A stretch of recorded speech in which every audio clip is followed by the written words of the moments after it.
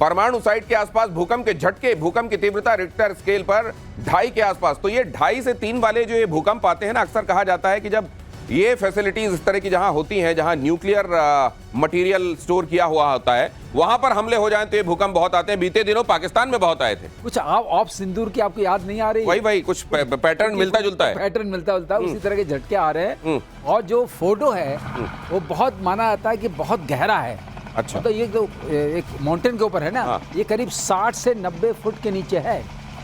मतलब एक प्रकृति प्रदत्त बंकर बना लिया, बंकर बना हुआ है। उसमें जाकर के इन्होंने नीचे बनाई हुई फैसिलिटी, उस फैसिलिटी के ऊपर हमला हुआ है। तो जरूर कहीं ऐसी जगह चोट मारी है कि फिर भूकंप के हमलों का सिलसिला शुरू हो गया है, भूकंप के झटकों का। जी, तो ये क्या ईरान की तरफ से दावे किए जा रहे हैं मेजर गौरव कि वहां उनकी न्यूक्लियर फैसिलिटी को ऐसा कोई डेंट नहीं हुआ है, इधर ये झटके भी आ रहे हैं। तो क्या इतना 90-100 फीट की गहराई तक भी पहुंचकर मारने वाले बॉम्ब हैं क्या? 100% बंकर बस्टिंग बॉम्ब आप ही की शो में हमने कवर करा था 3 दिन पहले, जहां पे यह बताया गया था कि इजराइल अमेरिका से बोल रहा है कि हमें ऐसी टेक्नोलॉजी दीजिए, हमें ऐसे बॉम्ब्स दीजिए, और सर ने भी विस्तार पूर्वक उस पर बातचीत करी थी। देखिए, 2 बातें हैं।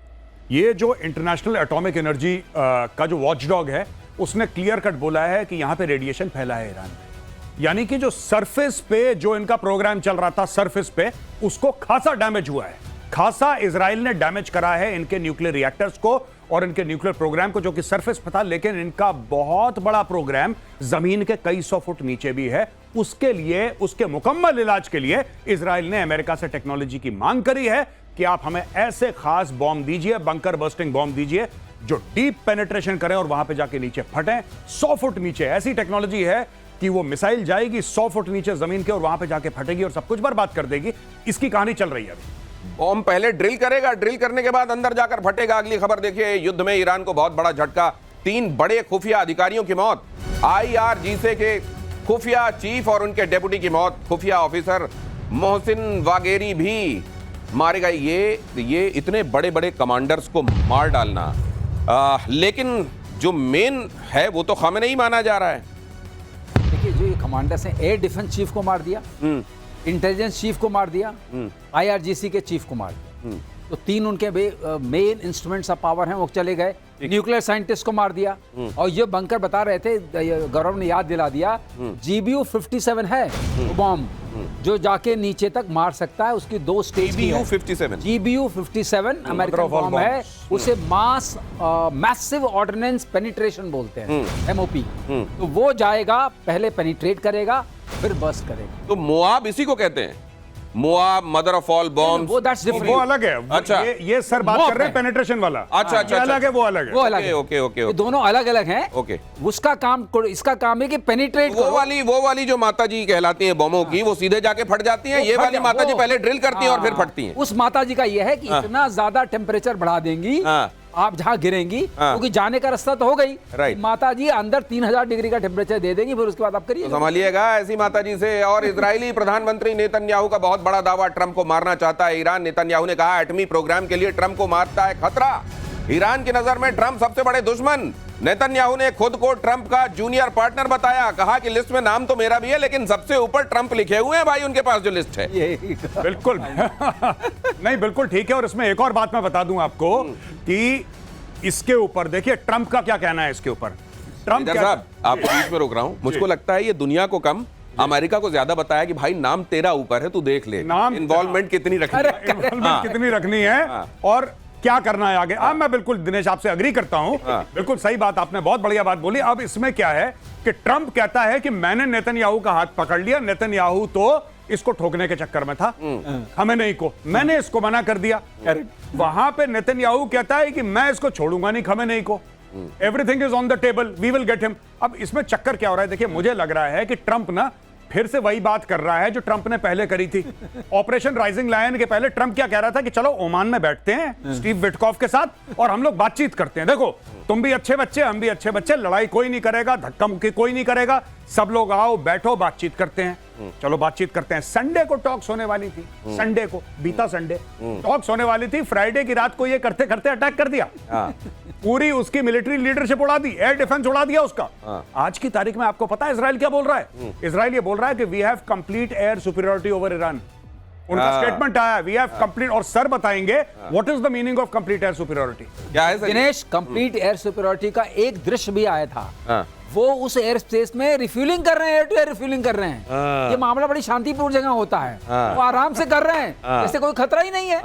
अब बताइए, ऐसे माहौल में आपकी एयर स्पेस गई हाथ से, या आर्मी काम नहीं कर सकती क्योंकि there is a difference of 1000 kilometres. अब आपका मिसाइल्स बच गई हैं। मिसाइल्स में अगर आपका वो नहीं जाता, जिसको आप लेके पौवा पौवा कुछ लोग कहते थे पहले, तो वो है नहीं, क्योंकि वो तो मार दिया। अब ये जो बता रहे थे उसमें मुझे एक चीज और याद आई, जो गौरव ने बताया कि ऊपर उन्होंने पूरा साफ कर दिया। ऊपर सारा उनका वेंटिलेशन सिस्टम होता है, सारा उनका सर्वाइवल सिस्टम ऊपर होता है। जो पहाड़ के ऊपर था वो तो गया, तो नीचे सर्वाइवल सिस्टम है नहीं। फिर आपने एक मदर ऑफ बॉम्ब्स की बात याद दिलाई थी, माता जी की, तो वो भी लग जाएंगी। तो अब बचा क्या? तो बचा ये क्या कह है? रहे हैं कि बचा है, और इजराइल कह रहा है बचा नहीं है। तो ये बचा कितना है? ऊपर रोशनदान, खिड़की, दरवाजे ऊपर से जो खुलते थे वो सारे बंद हैं, और फिर वो मदर ऑफ ऑल बॉम्ब तो इंतजार कर ही रही है। अगली खबर देखिए, ईरान से लोगों के भागने का वीडियो सामने आया।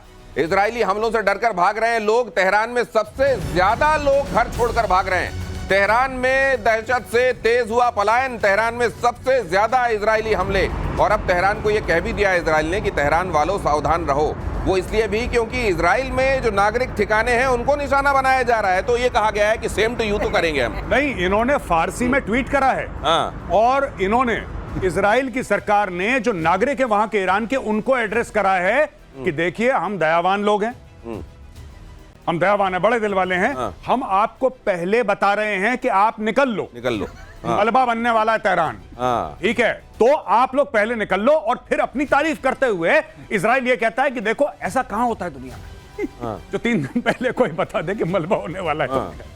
पहले से बताकर आपको निकलने का टाइम देकर, अगर आप उसमें देखेंगे वो विजुअल्स इस समय बड़े राउंड कर रहे हैं, तो एक तरफ डिवाइडर के इस तरफ लाइनें लगी हुई हैं। उधर से आने वाली 1-2 कारें हैं जो तेहरान के अंदर एंट्री ले रही हैं। अगली खबर देखिए, खमेनाई पर अटैक करना इजराइल के लिए मुश्किल। तेहरान के सबसे सुरक्षित ठिकाने पर खमेनाई की जाने की खबर। लाविजान के एक बंकर में अंडरग्राउंड होने की संभावना। अब अगर हमारे पास ये खबर है कि लाविजान के बंकर में है भाई साहब, तो फिर ऐसी कौन सी जगह है जो दुष्कर है, दूभर है उन लोगों के लिए, जिसका नाम इजराइल है? यहां ईरान का सबसे सुरक्षित ठिकाना बताया जाता है लाविजान। ये तो वही वाली बात हो गई कि अगर तुम ये बता दो कि मेरे बैग में आलू रखे हुए तो मैं सारे आलू तुमको दे दूंगा। लाविजान के बंकर में है भाई साहब जी। नहीं, इजराइल, इसको देखिए, मैं आपको बात बताता हूं, बड़ी बढ़िया बात करी है इजरायलीज ने इस बारे में। लगातार नेतन्याहू संपर्क में है जो वहां के लोकल लोग हैं, और लोकल लोगों से यह कह रहा है, उसको पता है कि लोग पहले विद्रोह कर चुके हैं कई बार खमेनी के खिलाफ। खासतौर से उस हिजाब के केस में लोग आ गए थे, 100-200 लोगों को गायब कर दिया था, जान से मार दिया था। अब नेतन्याहू कह रहा है कि देखो, मैं आपको, आपकी इज्जत करता हूं, मैं आपसे प्यार करता हूं, और इस लड़ाई में आपका कोई लेना देना नहीं है, मैं ये भी जानता हूं। इसलिए जो एक्चुअल में वहां पे असुर शक्तियां हैं, हम उनको टारगेट कर रहे हैं, हम आपको टारगेट नहीं कर रहे। पहली चीज। दूसरी बात है कि मैं ये चाहता हूं कि आप अपने अधिकार के लिए आज खड़े हो जाएं और आप विद्रोह कर दें खमेनी के खिलाफ। तो ये भी एक बात चल रही है कि विद्रोह कर दो, इसको निकालो, इसको ये किसी बंकर में छुपाओ। एक बार लोग गुस्सा हो गए ना, एक बार लोग पीछे पड़ गए, तो लोग वो कर सकते हैं जो मदर ऑफ ऑल बॉम्ब्स नहीं कर सकता। फिर भीड़, अगर उसमें पगला गई भीड़, तो वो इसको निपटा देगी। और यही कह रहा है नेतन्याहू कि तुम लोग उठ जाओ और बगावत कर दो इसके खिलाफ। और इसी में अगली खबर देखिए कि चलती कारों में धमाके से दहला ईरान। आपको याद होगा, लेबनान में याद है आपको पेजर कैसे फटे थे? अब यहां कारें फट रही हैं। इस धमाके से दहला ईरान। इजराइल पर सीरियल ब्लास्ट का शक। पेजर बॉम्ब की तरह धमाके हुए, ऐसा लग रहा है मोसाद एक्शन में है। मुझे लगता है मोसाद एक्शन में है, और ये कुछ भी कर सकते हैं। और मैं आपको एक और बड़ी खूबसूरत बात बताता हूं, सर आप इसके ऊपर जरा विस्तार से बताइएगा। मोसाद के पास ऐसे कई 100 सिनेरियो रहते हैं एट अ टाइम। ज्यादातर इंटेलिजेंस एजेंसीज करती है, मोसाद खास तौर पे इसके लिए मशहूर है कि 1000 से, अगर ऐसा हुआ तो हम ये 5 चीजें करेंगे, और अगर वैसा हुआ तो हम ये 10 चीजें करेंगे। उसके ऊपर पैसा भी लगाते हैं, समय भी लगाते हैं, मैन पावर भी लगाते हैं, प्लानिंग भी लगाते हैं। और अगर वो सिनेरियो फिट हो गया तो बस उसको स्लॉट में डाला और आगे बढ़ा दिया। यही काम अब कर रहा है Mossad. They have planned this. ये जो बीच में बात हुई थी कि उनके एयर डिफेंसेस उड़ा देंगे, जो उन्होंने राइजिंग लाइन के समय करा था, वो 1.5 साल से प्रिपेयर कर रहे थे भाई लोग, 1.5 साल से। ये समझ लीजिए, अब ये राइजिंग लाइन, ये पहले ये जो शेर है ना, ये ऐसे छलांग लगाता हुआ वाला शेर, ये झंडे में होता था इजराइल के 79 तक। और इजराइल ईरान युद्ध में अमेरिका का एक्शन, यूएसएस निमित्ज मिडिल ईस्ट की तरफ रवाना हो गया। ये बहुत बड़ी बात है।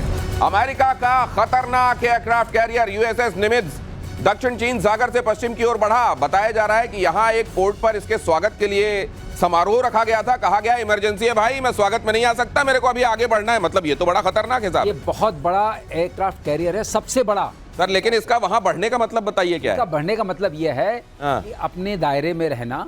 अगर उसको पार करोगे, देखिए यूएस ने कहा है हम नहीं जाएंगे ट्रूप्स लेके, सब लोग समझ रहे हैं नहीं जाएगा, लेकिन यूएस ने यह भी कहा है कि हम इंटरसेप्शन में हेल्प करेंगे। अब ईरान के पास क्या रास्ता है? इंटरसेप्शन कर लोगे, जहाज उसके पास है नहीं जो वहां तक जा सके, और मिसाइल मार रहा है, इंटरसेप्ट कर दोगे, बचा क्या? ऊपर से ये भी कहा है कि पूरी इंटेलिजेंस की इंफॉर्मेशन प्रोवाइड करेंगे। अगर आपने इंटेलिजेंस टारगेट्स की दे दी कि खमनाई कहाँ है, लॉन्चर्स कहाँ हैं, सारे लॉन्चर्स उनके तबाह किए जा रहे हैं। तो नेटो में खबर आ रही है। तो अमेरिका का जो सहयोगी है नेटो में, टर्की, वो भी तो सारे डेटा दे रहा है अपने यहाँ से, रेडार वेडार के सारे डेटा के। लो भाई ईरान काम करो। जो आप सुनते हैं ना मुस्लिम ब्रदरहुड, OIC, कहने के लिए बड़ा अच्छा है, कुछ मुखौटा तो सबको चाहिए, तो मुखौटा है। अब टर्की भी क्या कर रहा है? उधर यहाँ एक पहलवान अपने कहीं ऐसा तो नहीं है कि वो डेटा देकर मेजर गौरव आर्य जो देंगे कि बोले भाई इधर तो आई नहीं कोई, इस वाले कोऑर्डिनेट में तो कोई आई नहीं मिसाइल, बोले वो परसों वाला दे दिया, मैं कल वाला आज वाला भेजता हूं आपको। कहीं ऐसा तो नहीं होगा? नहीं, देखिए मैं आपको एक बात बताता हूं छोटी सी। सच बात यह है कि ईरान के साथ कोई नहीं खड़ा। ये सब जबान खर्ची जो होती है ना, मुंह से बोलना। चाइना ने भी बोल दिया कि तुम हमारे दोस्त हो और हम तुम्हारे साथ खड़े हैं। रूस ने भी दूर से कोई घंटी हिला दी। कौन सा ऐसा देश है जो कह रहा है कि हम एयरक्राफ्ट कैरियर या हम डिस्ट्रॉयर या हम फ्रिगेट या हम मिसाइल बोट भेज रहे हैं ईरान की सपोर्ट में? एक ने नहीं बोला। दूसरी चीज, किसने बोला कि हम ईरान को हथियार दे रहे हैं? खुल के कोई नहीं बोल रहा। चाइना दे रहा होगा, रशिया दे रहा होगा, खुल के कोई नहीं बोल रहा। लेकिन इजराइल के लिए सऊदी अरब भी खड़ा है, जॉर्डन भी खड़ा है, अमेरिका भी खड़ा है। यूके ने अपनी फोर्सेस को, अपने यूरो फाइटर्स को, यूके ने अपने यूरो फाइटर्स को एक्टिव कर दिया वहां पे, अपनी स्पेशल फोर्सेस को एक्टिव कर दिया यूके ने। यूएस है तो दुनिया भर के, देखिए बात यह है ना कि या हो मुस्लिम या नॉन मुस्लिम, ईरान से सब परेशान है। अरब देश ईरान से बहुत ज्यादा परेशान है। वो कहते हैं अच्छा हुआ, वो बोल नहीं सकते क्योंकि popular opinion on the street does not support them. लेकिन आप किसी भी शेख से पूछें, आप किसी भी बादशाह से पूछें, वो ईरान से खुश नहीं है क्योंकि उनकी जमीन पे, सऊदी अरब की जमीन पे ईरानियों ने आतंकवादी संगठन पाल रखे हैं। सीरिया में पाल रखे हैं, यमन में पाल रखे हैं, लेबनान में पाल रखे हैं, इन्होंने फिलिस्तीन में पाल रखे हैं, इन्होंने हर जगह। तो वहां के लोग परेशान है ईरान से। वो कह रहे हैं ठोको इसको, बहुत अच्छा करा, मारो। अगली खबर, एटमी वॉर को लेकर ईरान का बहुत बड़ा दावा। ईरान के राष्ट्रीय सुरक्षा परिषद के सदस्य ने कहा पाकिस्तान ने इजराइल पर एटमी पलटवार की गारंटी दी। ईरान पर न्यूक्लियर बॉम्ब गिरा तो इजराइल तबाह, पाकिस्तान भी इजराइल पर गिराएगा एटम बॉम्ब। और जैसे ही यह खबर ईरान की तरफ से दी गई, इस्लामाबाद से आवाज आई, नहीं नहीं हम नहीं है, हम नहीं है भाई साहब, हम इसमें नहीं है। ये पता नहीं कैसे उन्होंने बयान दे दिया, हम इसमें शामिल नहीं है। मैं तो वो पाकिस्तान को जैसे ही पता बोल दिया होगा, पाकिस्तान लाहौरी तो बकवास करने में नंबर 1 है। लाहौरी ने चिपका दिया, ठीक है कि ऐसे भी चले जाएंगे, कोई दिक्कत नहीं है। फिर बाद में बोल दिया कि जी मैं तो मजाक कर रहा था। मजाक, ये जरा सुन भी लीजिए सर। तो ये नहीं, उसने सोचा, ईरान ने सोचा मुस्लिम ब्रदरहुड के नाम पर पाकिस्तान इतना तो करेगा। ये लेकिन फिर इनको लगा नहीं कि यार कम से कम कह ही दिया है। वो जो शोले में एक डायलॉग है कि पार्टनर अब बोल दिया है तो देख लेंगे। इसने बोला तो ये बोला कि भैया मैंने चुपके से बोला था, तुम खुले खुल्लम खुल्ला बोल रहे हो। अच्छा, मैंने कान में फुसफुसाया था कि ऐसा होगा तो मैं देख लूंगा। तुमने सार्वजनिक बयान क्यों दे दिया? तुमने दिया बयान, वो हमें मार देगा, हम ऐसे बैठे। मैं एक बात बताऊं, ये ईरानी जो है ना, ईरानी ये लोग मुझे लगता है बड़े मासूम है। ये लाहौरियों के चूरन के चक्कर में फंस गए।